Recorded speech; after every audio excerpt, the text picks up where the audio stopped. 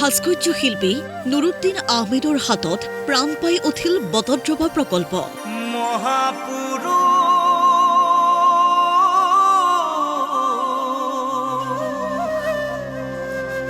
শ্ৰীমন্ত শংকৰ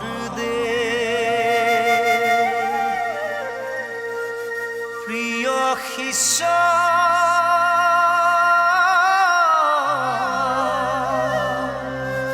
শ্ৰী গুৰু মাধৱ দুই পুত্ৰ ৰাজ আহমেদ আৰু দীপ আহমেদে জীৱন্ত ৰূপ দিলে গুৰু আসন বিষ্ণুৰ দশাৱতাৰ শ্ৰীকৃষ্ণৰ ৰাসলীলাক। মুখা শিল্পকে ধৰি সত্ৰীয়া সংস্কৃতিৰ প্ৰতিটো দিশক সাৱলীলভাৱে উপস্থাপন কৰিলে সোমবাৰে কেন্দ্ৰীয় গৃহমন্ত্ৰী অমিত শ্বাহে মুকলি কৰা বটদ্ৰৱা সাংস্কৃতিক প্ৰকল্পত। এটা স্থায়ী কাম আৰু তাতকৈ ডাঙৰ কথা হ'ল গুৰুজনৰ সৃষ্টি, গুৰুজনাৰ জন্মস্থান, আৱিৰ্ভাৱ ক্ষেত্ৰ। এই ক্ষেত্ৰত যিমানখিনি পৰা আমি যিমান পৰা সজাগ হৈছিলোঁ আৰু কামটো কৰিবলৈ চেষ্টা কৰিছিলোঁ। গুৰু আসন এইখন বৃহৎ আকাৰৰ গুৰু আসন আছে, তাৰ উপৰি আমাৰ নৱৰস আৰু দশৱতা আটাইখিনি আছে। সেইবিলাক আমাৰ গুৰুজনাৰ যি চিত্ৰভাগৱত আছে, নাইবা আমি কিছুমান সাঁচিপতৰ পৰা লৈছিলোঁ, সেইখিনি তাত আছে। এটা বহুত চেলেঞ্জিং কাম আছিলে আৰু এটা মানে কাম কৰি ইমান যিটো আমাৰ মানে সন্তুষ্টি পাইছো আমি মানে প্ৰকাশ কৰিব নোৱাৰো। মানে এইটো ইমান ডাঙৰ এটা মানে ৰেছপনচিবিলিটি আমাক দিয়াৰ কাৰণে আমি প্ৰথমতে ভাবিছিলো কৰিব পাৰিম নে নোৱাৰিম, কিন্তু তথাপিতো সকলোৱে ছাপোৰ্ট কৰিলে। 227 কোটি টকা ব্যয়েৰে 165 বিঘা ভূমিত মুকলি হ'ল বটদ্ৰৱা সাংস্কৃতিক প্ৰকল্প। তাৰ লগে লগে চৰ্চাত বিশিষ্ট ভাস্কৰ্য শিল্পী নুৰুদ্দিন আহমেদ আৰু তেওঁৰ দুই পুত্ৰ, কাৰণ তেওঁলোকৰ নিৰলস প্ৰচেষ্টাৰেই জিলিকিছে বটদ্ৰৱা সাংস্কৃতিক প্ৰকল্প।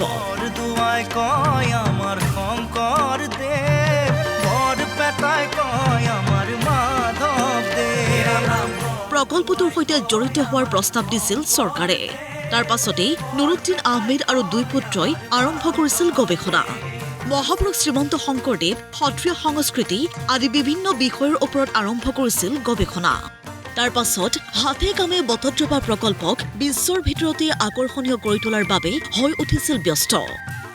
তাৰপিছত আমি ধৰক কীৰ্তন ঘোষাৰ পৰা আৰম্ভ কৰি পেলাই আপোনাৰ যিখিনি আমাৰ মেনুস্ক্ৰিপ্ট আছে বা আৰু বিভিন্ন ধৰণৰ বিভিন্ন ইভেন শাস্ত্ৰও হয় বা আমাৰ মানে বৈষ্ণৱ ধৰ্মৰ যিখিনি বস্তু আছে, আমি সকলোবোৰ আমি ষ্টাডি কৰিছোঁ। ষ্টাডি কৰি পেলাই আমি ডিজাইন কিছুমান আমি প্ৰস্তুত কৰা হ'ল। তাৰপিছত আমি আৰ্টিষ্টিক ৰূপত মানে সেইখিনি কনভাৰ্ট কৰি পেলাই আমি কামটো ষ্টাৰ্ট কৰিলোঁ।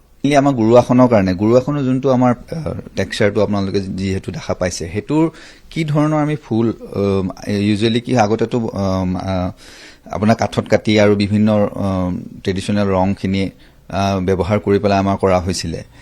সেইখিনি বস্তু আৰু কি ধৰণৰ কি পদ্ধতিত বনোৱা হৈছিলে আৰু কোনখিনি বেছি পপুলাৰ, কি মিনিং আছিলে, সেইবোৰ আমি বহুত ৰিচাৰ্চ কৰিছিলোঁ। আমি বিভিন্ন থানত গৈছিলোঁ, বিভিন্ন আমি কিছুমান গুৰু আসনো আমি ষ্টাডি কৰিছিলোঁ। তাৰ ভিতৰত আমি কেইটামান ডিজাইন ফাইনেলাইজ কৰি তাৰপিছত তাৰ ভিতৰত এটা ডিজাইন আমি ফিক্স কৰিলোঁ। সেই ফিক্স কৰাৰ পাছত তাৰ লগতো আমাৰ যোনখিনি গজবিয়ালে হ'ব বা নামসিংহই হ'ব, আপোনাৰ বেলেগ বেলেগ জেগাত অলপ অলপ মানে এটা পৃথক মানে পাৰ্থক্য কিছুমান আছে।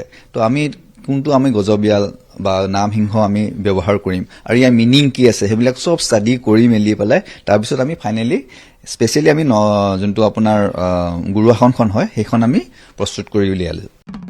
পুংখানুপুংখভাৱে অধ্যয়ন কৰিছিল ভাগৱত কীৰ্তন চিত্ৰ ভাগৱত। তাৰ পাছতেই নুৰুদ্দিন আহমেদে নিৰ্মাণ কৰিছিল সৰ্ববৃহৎ গুৰু আসনখন, য'ত উপস্থাপন কৰা হৈছে নৱৰস। 9টা ভংগীমাৰে সত্ৰীয়া সংস্কৃতিৰ 9টা ৰস সুন্দৰভাৱে উপস্থাপন এনেদৰে কৰা হৈছে। তাৰে সোঁ চাইডে যোনখন আছে সেইখন হ'ল নৱৰস গাৰ্ডেন। নৱৰস গাৰ্ডেনত আমাৰ মেইনলি যিখিনি সত্ৰীয়াৰ মানে আমাৰ ইমোশ্যন, 9টা ইমোশ্যনৰ ওপৰত বেছ কৰি পেলাই নৱৰসখন আমি বনোৱা হ'ল। মোৰ সহধৰ্মিনী তেওঁ সঁচাকৈ ক'বলৈ গ'লে তেওঁ হিন্দু ধৰ্মৰ আছিল, ৰাজমেধি ছোৱালী আছিলে, যোন ৰাজখোৱা, তেওঁ বহুখিনি সহায় কৰিছে আৰু মোৰ দুই পুত্ৰ লাগি আছিলে। বিষ্ণুৰ মৎস্য অৱতাৰ, বিষ্ণুৰ নৰসিংহ অৱতাৰ, বিষ্ণুৰ বৰাহ অৱতাৰ, বিষ্ণুৰ দশাৱতাৰ জীৱন্ত ৰূপত উপস্থাপন। বাওঁ চাইডে আছিলে আমাৰ দশৱতাৰ গাৰ্ডেন। তো দশৱতাৰটো প্ৰায় সকলোৱে আমি জানোৱে, কিন্তু তাৰ কেনেকৈ ধৰণৰ আমি ধৰক ভংগীবিলাক ৰাখিম বা স্কাপচাৰৰ প'জবিলাক কি হ'ব সেইবিলাক আমি অলপ ষ্টাডি কৰিছিলোঁ। আৰু দেউতাও আমাৰ স্কাপচাৰত আমিও সেইখিনি অলপ নলেজ আছে, যিহেতু আমি সেইটো অলপ প্লেন কৰি পেলাই সেইটো এনেকৈ আমি প্ৰস্তুত কৰি উলিয়াইছিলোঁ। গায়ন বায়ন, মুখা শিল্প, গৰুড় পক্ষী, বাসুদেৱ দৈৱকী, কৃষ্ণৰ কালীয় দমন, প্ৰতিটো নিৰ্মাণ কাৰ্যই দৃষ্টি আকৰ্ষণ কৰিছে সকলোৰে।